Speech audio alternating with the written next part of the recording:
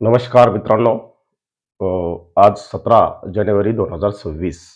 मित्रांनो, आज परत एकदा आपण अ, प्रशांत महासागर म्हणजे त्यालाच आपण पॅसिफिक महासागर आणि पॅसिफिक महासागरामधील समुद्राचं जे पृष्ठभागाचं जे तापमान आहे, त्या तापमानाबद्दल माहिती पाहणार आहोत. या ठिकाणी सध्या लालेना अस्तित्वात असून लवकरच लालेनाचा अंत आणि त्यानंतर न्यूट्रल कंडिशन आणि नंतर परत एकदा प्रशांत महासागर म्हणजे पॅसिफिक महासागरामध्ये अ, अल निनोकडे वाटचाल होत आहे. तर मित्रांनो, ही समुद्राचं तापमान दर्शवणारा हा नकाशा आहे. या ठिकाणी आपला भारत आहे. मित्रांनो, या ठिकाणी पश्चिम प्रशांत महासागर म्हणजे पश्चिम पॅसिफिक महासागर आहे.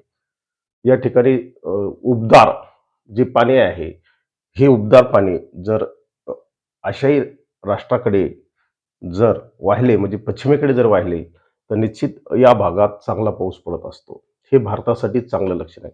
परंतु मित्रांनो, या भागात प्रशांत महासागरातील या पॅसिफिक महासागरातील उबदार पाणी ज्याला ट्रेडवे सोबत असतात त्याच्या, हे पाणी मित्रांनो पूर्वेकडे जाणार आहे. आणि त्याची सुरुवात मित्रांनो 2026च्या उत्तरार्धात होणार आहे. म्हणजेच वसंत ऋतूपासून याची सुरुवात होणार आहे. मित्रांनो, 2026चा ऑगस्ट, सप्टेंबर आणि ऑक्टोबर या महिन्यात हिची तीव्रता वाढत जाणार आहे आणि ऑक्टोबरच्या नंतर हा अल निनो शिंगेला पोहोचणार आहे. जेव्हा या भागात उबदार पाणी इकडे वाहतात, तेव्हा निश्चित त्याचा विपरीत परिणाम हा भारतीय मोसमी सिस्टीमवर होत असतो. याचा अर्थ भारतात दुष्काळच पडणार का? तर मित्रांनो, दुष्काळ हा कंप्लीट कधीच पडत नसतो. कारण राज्याच्या, देशाच्या कुठल्या ना कुठल्या तरी भागात पाऊस असतो.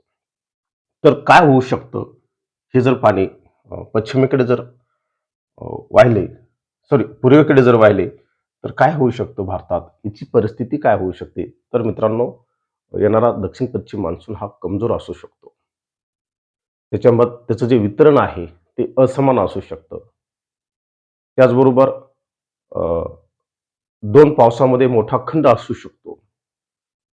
मित्रांनो, या ठिकाणी महाराष्ट्राच्या पश्चिमेकडे पश्चिम घाट आहे, ज्याला आपण सह्याद्री म्हणतो.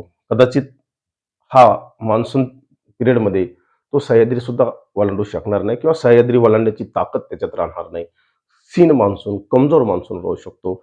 या कालखंडात अरबी समुद्र, बंगालचा उपसागर जर उष्ण राहिले, उबदार राहिले, या ठिकाणी जर लो प्रेशर तयार झाले, तर मित्रांनो, हे प्रमाण पावसाचं प्रमाण निश्चित होईल. परंतु कधी होईल? ऑगस्टचा शेवटचा आठवडा आणि सप्टेंबरच्या पहिल्या आठवड्यामध्ये मित्रांनो दीर्घ खंडानंतर मोठ्या प्रमाणावर टेम्परेचर वाढलेले असेल आणि त्या कालखंडात महाराष्ट्रात जबरदस्त गडगडाटी वादळासह जोरदार पाऊस पडेल. लक्षात घ्या, पुन्हा एकदा सांगतो.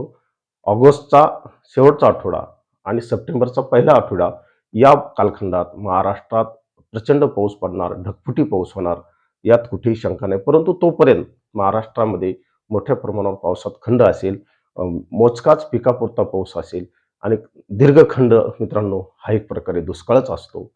अ, म्हणून अ, प्रशांत महासागरातली, पॅसिफिक महासागरातल्या परिस्थितीचा परिणाम, विपरीत परिणाम निश्चित भारतीय मोसमी सिस्टमवर होत असतो. विशेषतः महाराष्ट्रात होतो. महाराष्ट्राचा जर आपण विचार केला, त्यामध्ये मराठवाडा आहे, अवर्षणप्रवण भाग आहे. उत्तर महाराष्ट्र आहे, ज्याला आपण खानदेश म्हणतो. त्यानंतर पश्चिम विदर्भ आहे. त्यानंतर महाराष्ट्राचा जो पश्चिम भाग आहे, पश्चिम महाराष्ट्र आपण ज्याला म्हणतो, त्याचा पूर्व भाग, जो सह्याद्रीच्या पूर्व उताराला लागून असणारा जो भाग पट्टा आहे, या भागात मित्रांनो पावसासाठी प्रचंड प्रमाणात अ, आपल्याला पावसाच्या वितरणात प्रचंड प्रमाणात असमानता दिसून येईल. आणि ही असमानताच म्हणजे मित्रांनो एक प्रकारे दुष्काळजन्य परिस्थिती असते. कंप्लीटली दुष्काळ मित्रांनो हा कधीच पडत नसतो. अ, हे लक्षात घ्या. एवढंच तुम्हाला या निमित्ताने सांगतो. मी थांबतो. धन्यवाद. जय हिंद, जय महाराष्ट्र.